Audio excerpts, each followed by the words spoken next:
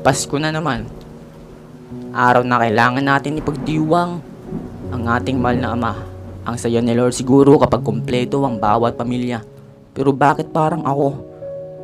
Ba't ang parusa sa akin ng Panginoon ang sakit, ang bigat? Ilang taon nang hindi ko nakakapiling ang aking pamilya. Lord, gawan mo naman ng paraan. Wala naman akong nagawa sa'yo, di ba? Alam ko na. Kaya siguro pinagpaparusa mo ako. Pero Lord, hindi ko na kaya.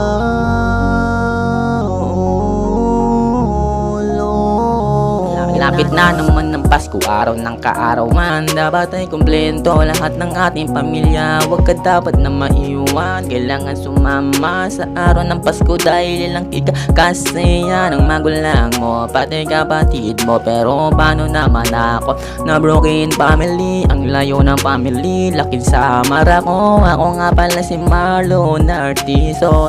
Doon sa lugar namin, sagana sa pagkain. Ang ganda ng hanap buhay.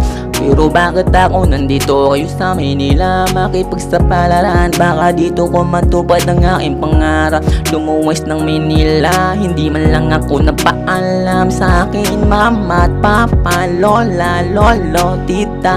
Sorry sa inyo, bigla alam mo sa mura kong edad na 15 years old. Natakot ang aking pamilya dahil nga bata pa ako. Ba't daw ang nandito ba? Nag-aalala na ang aking pamilya. Pero nung nalaman nila na safe naman ako, nakintuwa naman ng aking mga magulang. Pero ngayon na 19 na ako, 3 years na hindi ko na nakakapiling ang aking mama. 3 years na pala, ma. 3 years na, hindi ko na nakakapiling. Ano kayang balita sa inyo, ma?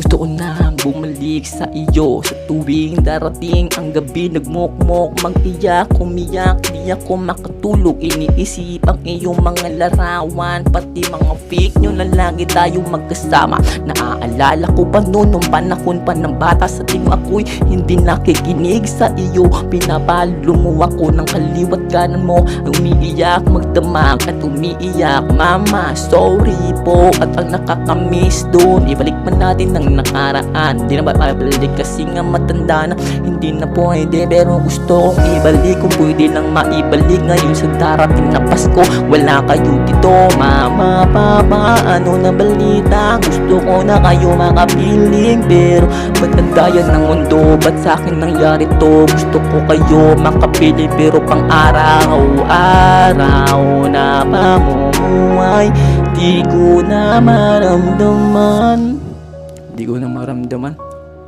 Ang layo ko na pala sa dati. Parang nakaraan lang, kayakap ko kayo, ma.